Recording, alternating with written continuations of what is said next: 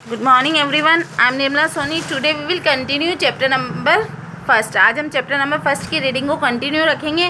देखो बेटा, कल हमने क्या पढ़ा था? मास्को में जरासीम नाम का एक व्यक्ति रहता है। वो क्या नौकरी के लिए आता है ना, पर उसको कहीं नौकरी नहीं मिलती, तो वो अपने फ्रेंड के पास जाता है जिसका नाम होता है चेगोर। और चेगोर जहाँ पे काम करता है उस मालिक का नाम होता है शारोब। तो जरासीम चेगोर के पास जाता है और उसे सारी परेशानी बताता है कि मुझे इस तरह से काम नहीं मिल रहा है ना।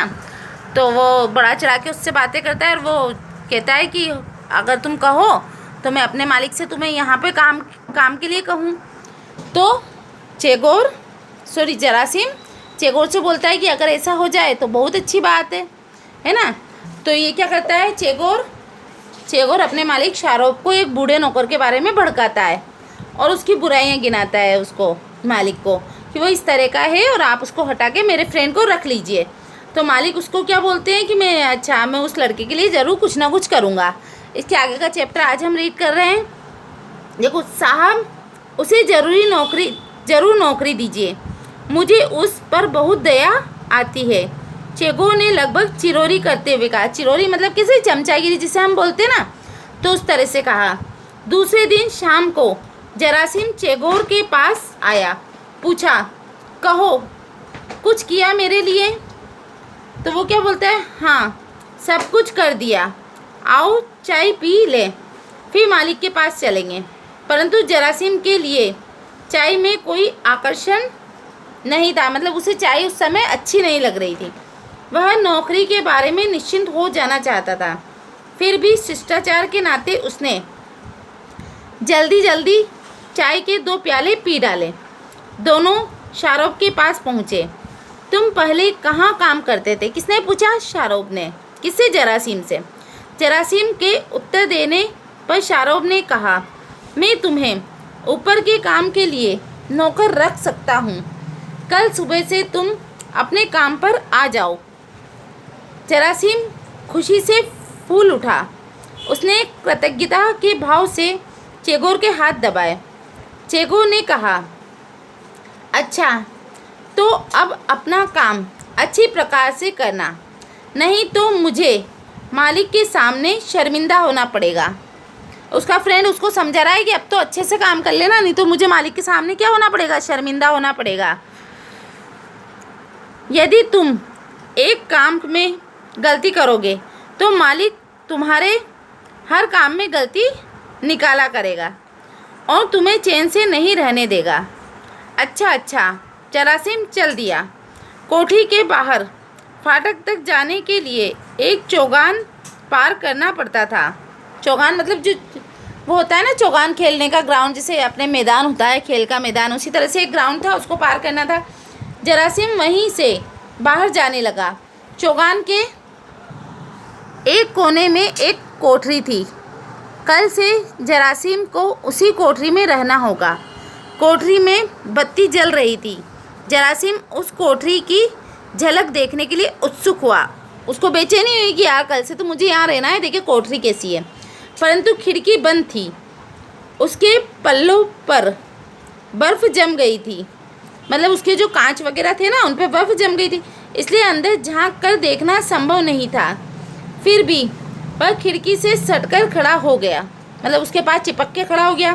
अंदर कोई बात कर रहा था, उसे सुनाई पड़ा।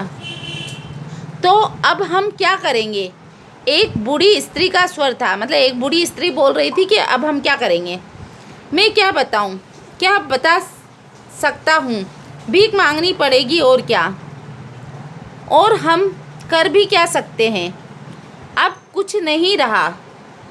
हाँ हाय, हम गरीबों की ज़िंदगी कितनी बुरी है।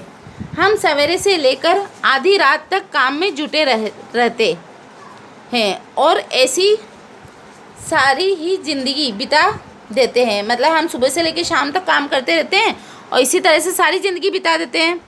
और तब एक दिन सुनते हैं निकल जाओ यहाँ से। तो फिर क्या करें?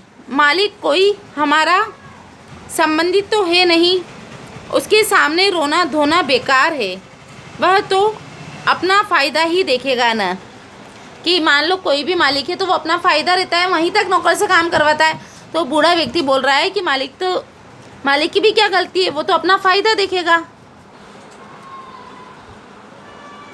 सभी मालिक ऐसे ही नीच होते हैं, अपने अलावा और किसी की परवाह नहीं करते।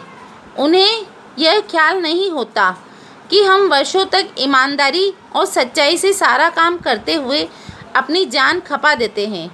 अब मालिक हमें साल भर भी अपने पास रखने को तैयार नहीं है, यद्यपि आज भी हम उसी प्रकार काम करते हैं। इसमें मालिक का इतना दोष नहीं है जितना कि उस कोचवान का। चेगोर अपने किसी दोस्त को नौकरी दिलाना चाहता है। हाँ, वही विष की गांठ है। कौन? उसका दोस्त। पर मैं उसकी सारी चालाकी निकाल दूंगी। मैं मालिक से शिकायत कर दूंगी कि वह घास और दाना चुरा चुरा कर बेचता है। अरे नहीं, जाने दो। क्या बुढ़ापे में पाप मोल लेती हो? क्यों बुढ़ापे में पाप मोल लेती हो? पाप कैसा? जी, उसने जो कुछ मैं कह रही हूँ वह सच ही है क्या? फिर हम कर ही क्या सकते हैं? हम कहाँ जाएं? कमबख्त कोचवान ने तो हमारा सत्यानाश कर डाला। किसको वो दे रहे हैं? वो सही गलती किसकी बता रहे हैं? कोचवान की, है ना? कहते कहते बुढ़िया सुबकने लगी। अच्छा, विष की गांठ किसे बताया? विष की गांठ भी उसको कोचवान को ही बताया है ना। जरासीम ने जब यह सब सुना तो उसे ऐसा लगा मानो किसी ने उसके कलेजे में छुरी भोंक दी हो। यह नौकरी कर लेने पर इस वृद्ध दंपति पर मुसीबत आ पड़ेगी, इसकी कल्पना करके वह कांप उठा। वेदना से व्यथित कुछ देर वह पागल सा खड़ा रहा, फिर कोचवान के कमरे की ओर लौट पड़ा। अरे, क्या कुछ भूल गए? नहीं तो चेगोर दानिलिक, मैं इसलिए लौटा हूँ कि सुनो, मैं तुम्हें धन्यवाद देता हूँ कि मुझे नौकरी दिलवाई, परंतु मैं यह नौकरी नहीं कर सकता। ठीक है, किसने कहा? जरासीम ने। तो आपको इस लेसन को रीड करना है। That's all for today. Now you have to read it. Thank you and have a nice day.